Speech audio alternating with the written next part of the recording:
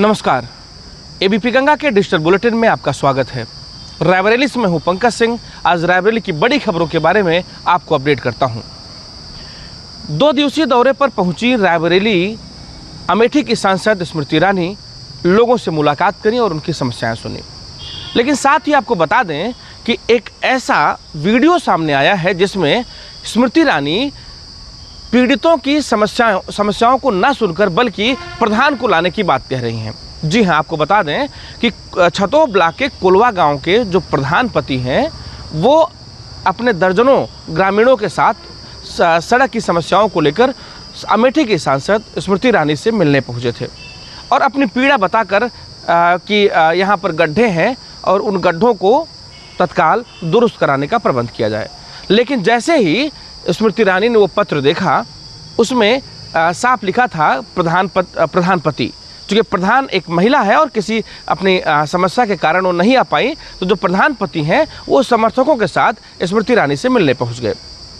लेकिन स्मृति ईरानी ने साफ कहा कि प्रधान को लेकर आइए, आप प्रधान पति की जो परंपरा है उसको आप समाप्त करिए। क्या यहाँ पर सांसद पति दिख रहे हैं?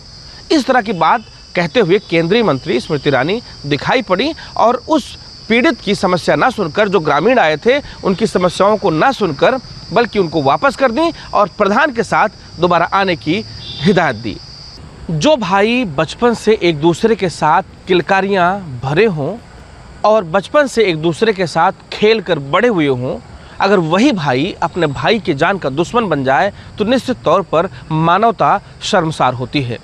जी हाँ, एक ऐसा ही मामला हरचंदपुर थाना क्षेत्र के पहाड़पुर गांव में देखने को मिला है, जहां पर जमीनी विवाद को लेकर एक भाई ने दूसरे भाई पर फावड़े से हमला कर दिया और इस खूनी संघर्ष में 2 लोगों को गंभीर चोटें आईं, जिन्हें उपचार के लिए अस्पताल भेज दिया गया है। सूचना पर वहां पर मौके पर पुलिस पहुंची और पहुंचकर आरोपियों की धरपकड़ करने की कवायद शुरू कर दी। लेकिन यहाँ पर विषय इस बात का होता है कि जो भाई एक दूसरे के साथ खेल कर बड़े होते हैं, पढ़े लिखे होते हैं, एक साथ एक थाली में खाना खाए होते हैं, वो आगे चलकर थोड़ी सी ज़मीन के विवाद में एक दूसरे के खून के प्यासे हो जाते हैं। इस ओर निश्चित तौर पर समाज को ध्यान अपना आकृष्ट करना होगा कि थोड़े थोड़े विवाद के लिए रिश्तों को कलंकित नहीं करना चाहिए और अगर रिश्ते कलंकित नहीं होंगे तो मानवता भी शर्मसार होने से बच जाएगी। 51 लोगों के चेहरे पर उस समय खुशी छा गई जब उनके खोए हुए मोबाइल और टैबलेट उनको वापस मिले। जी हाँ, आपको बता दें कि काफ़ी समय से जो कई लोगों के मोबाइल और टैबलेट खोए हुए थे, उन मोबाइल को सर्विलांस की टीम ने बरामद कर लिया। 51 लोगों के मोबाइल बरामद होने के बाद अपर पुलिस अधीक्षक नवीन कुमार सिंह ने उन सभी मोबाइल स्वामियों को बुलाया और उनको एक एक करके सारे मोबाइल और जो टैबलेट है उनको सौंपा। इसमें जो सर्विलांस प्रभारी हैं, जो एसओजी प्रभारी हैं, सर्विलांस प्रभारी हैं संजय सिंह और उनकी पूरी टीम ने पूरी मेहनत की और मेहनत करने के बाद जो मोबाइल फ़ोन्स हैं उनको बरामद किया। जैसे ही उन मोबाइल स्वामियों को मिले, उनके चेहरे पर खुशी साफ देखी जा सकती थी। इस पर अपर पुलिस अधीक्षक नवीन कुमार सिंह ने कहा कि इस तरह के अभी और भी जो ऑपरेशन हैं वो चल रहे हैं और उन ऑपरेशन के बाद जो खोए हुए मोबाइल जो यहाँ पर दर्ज हैं, जिन्होंने प्रार्थना पत्र दिया है, उन मोबाइलों को जल्द और बरामद करने का प्रयास किया जाएगा।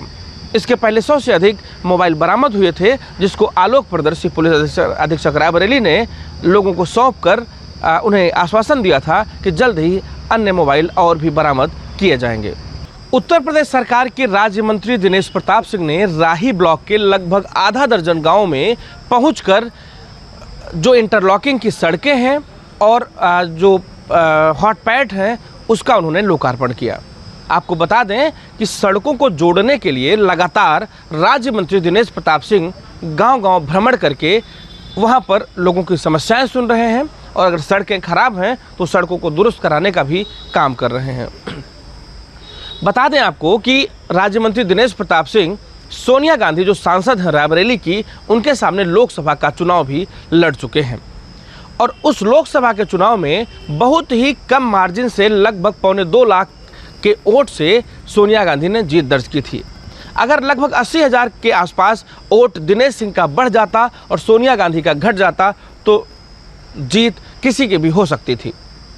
तो उसी के बाद से लगातार अभी भी जब राज्य मंत्री नहीं थे तब भी और अब जब राज्य मंत्री हो गए हैं तब भी लगातार जनता के बीच में दिनेश प्रताप सिंह लगे रहते हैं, उनकी समस्याओं को सुनते हैं, सुनने के बाद उसका तत्काल प्रभाव से निस्तारण कराने का भी प्रयास करते हैं। यही कारण है कि रायबरेली जनपद के कोने कोने में जो गांव हैं वहां भी पहुंचकर लिंक मार्गों और साथ ही गांव की सड़कों को बनवाने का लगातार काम दिनेश प्रताप सिंह कर रहे हैं। वहीं अगर बात की जाए सोनिया गांधी की, तो जीतने के बाद लगभग 4 साल बीत चुके हैं और सोनिया गांधी रायबरेली यहाँ पर ना आई हैं और ना ही यहाँ की जनता से कभी वो रूबरू हुई हैं। विकास की बात तो बहुत दूर की बात है, लेकिन यहाँ की जनता के साथ भी उनका कोई तालमेल या कोई बातचीत या उनके बीच कभी वो गई नहीं है। 2 दिवसीय दौरे के पहले दिन केंद्रीय मंत्री स्मृति ईरानी छतोह ब्लॉक के विभिन्न गांवों में जाकर लोगों की समस्याएं सुनी। लोगों की समस्याओं का तत्काल प्रभाव से निस्तारण करने का अधिकारियों को निर्देश भी दिया। वहां पर जिलाधिकारी माला श्रीवास्तव, पुलिस अधीक्षक आलोक प्रियदर्शी, सीडीओ पूजा यादव सहित अन्य प्रशासनिक और पुलिस अधिकारी मौजूद थे। जो भी समस्याएं आईं पहले वो सुनती रहीं, सुनने के बाद उन्होंने अधिकारियों को साफ निर्देशित किया कि तत्काल प्रभाव से इन समस्याओं को निस्तारित किया जाए। साथ ही आपको बता दें कि वहाँ पर भंडारे का भी आयोजन किया गया था और उन भंडारों में केंद्रीय मंत्री स्मृति ईरानी ने प्रसाद खुद भी चखा और लोगों को प्रसाद का वितरण भी किया। तो इस बात की चर्चा भी रही कि स्मृति ईरानी लगातार लोकसभा चुनाव के पहले अपने अमेठी संसदीय क्षेत्र में मौजूद हैं और लोगों के बीच अपने पैठ बनाने में जुटी हुई हैं।